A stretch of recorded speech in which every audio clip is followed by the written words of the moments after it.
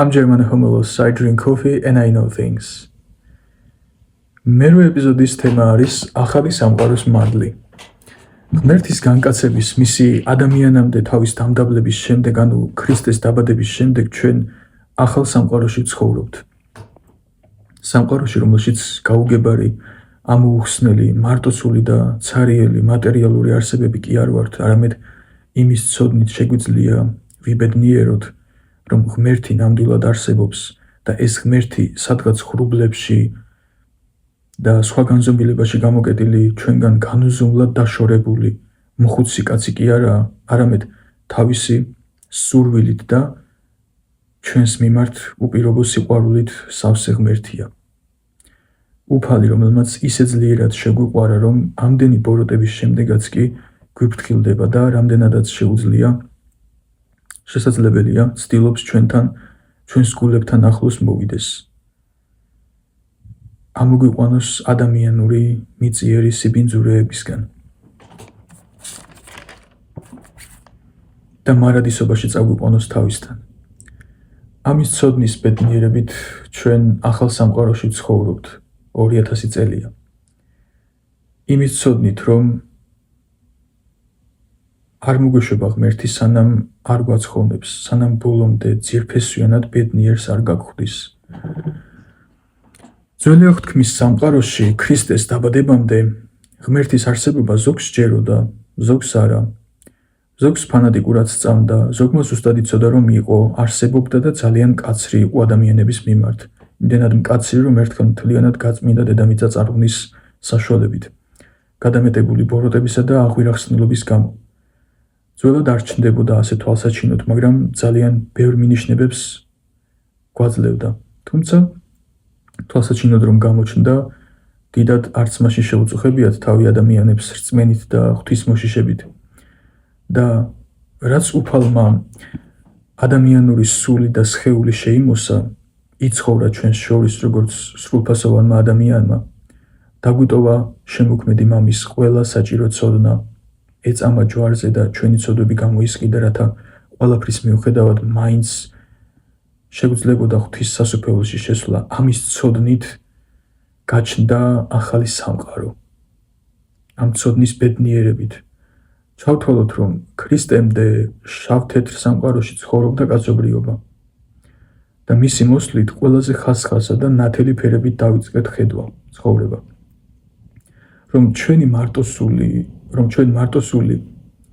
რომ ჩვენ მარტოსული და უყურადღებოდ მიტოვებული ქმნილებები კი არ ვართ, არამედ ასეთი მზრუნველი და მოსიყვარულე ღმერთი გვყავს, რომელმაც სამი სახე მიიღო, რომ ჩვენთან მაქსიმალურად ახლოს მოსულიყო.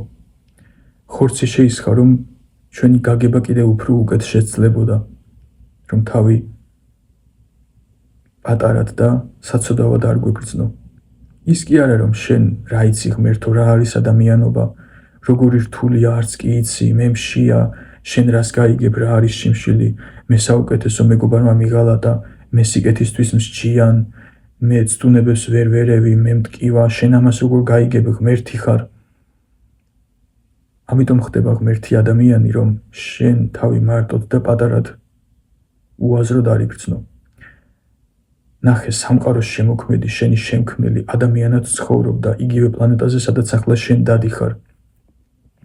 შენ რაც გტკივა, მასაც ტკენია შენამდე, შენ რომ ზურგი გაქციეს, მასაც აქციეს ზურგი. შენ რომ მოგიძულეს, ისიც მოიძულეს, შენ რომ მეგობრებმა გიღალატეს, მასაც უღალატეს მეგობრებმა და მეტიც მოსაკლავადაც გაიმეტეს ადამიანებმა. შენ რომ თავისუფლება არჩიე და ედემიდან გამოსვლა მოგიხდა, ღმერთი სამუდამოდ კი არ გაგებუდა. არ გინდა ჩემთან და იყავი ეგრეო, ან კი არ გაგაქრო, არა. ის როგორც ყველაზე მოსიყვარულე მამა ისე გეპყრობა, აიშენეს ლამაზი პლანეტა, ჰაერი, საკვები, წყალი, მზე, მთვარე, ვიზუალური სიამოვნებისთვის ბუნება და ცხოველები, თვალები დასანახად, ორი ხელი, ორი ფეხი და რაც ყველაზე მთავარია, ჭკუა და გონება მოგცა. მერე ადამიანად იქცა და სიმართლე მოიტანა შენამდე.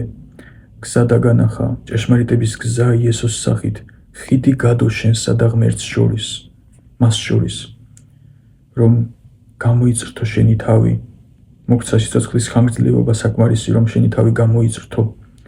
ეძიო ღმერთი, ჩაწოდე მას, რაც შეიძლება ღრმად, სულიწმინდა უფლის სახით შენს გულში იმყოფება, რომ თუ მოусმენ სწორი მიმართულება გიკარნახოს, გიჩვენოს. აქაც ჩანს, რომ ძალდატანებით არ აკეთებს ამას. აქაც ჩანს ღმერთის სიფაქიზე. აქაც კი არა, აქ ჩანს, თუ ჩანს.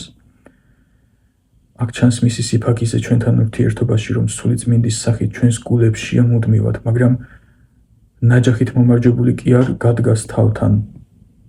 ეს არ გააკეთო, ის გააკეთეო, არამედ მშვიდად, ფრთხილად გეჩურჩულება.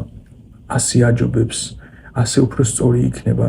იქნებ ეს არ გააკეთო, დაფიქრდი და ისე იმოქმედე, ასეთ სიფრთხილეს იჩენს, რომ ძალდატანებით არ გამოუვიდეს რამე, რადგან მე შენ ჩემს მსგავსად არჩევანის საშუალება მინდა გქონდეს, რადგან ჭეშმარიტად მიყვარხარ. ამიტომ არაფერს დაგაძალებ, თუ მოხდება შენი ნებით უნდა მოხდეს, რომ თუ მარადისობაში წახვალ მასთან, ესეც შენი არჩევანი უნდა იყოს. აი რას აღარ აკეთებს უფალი ჩვენთვის. მეტი რა ვაქნას. მართლა რაღა უნდა გააკეთოს, რომ ჩვენი ყურადღება მიიქციოს, რომ სიყვარული დაგვიმტკიცოს. აი ამის ცოდნა არის ის უდიდესი სიხარული, რომლითაც ქრისტეს დაბადების შემდეგ ახალ სამყაროში ცხოვრობთ ადამიანები. რომ ღმერთი არსებობს, მას უპირობოდ ვუყვარვართ და იმაზე ახლოა ჩვენთან, ვიდრე ეს ჩანს და გვგონია.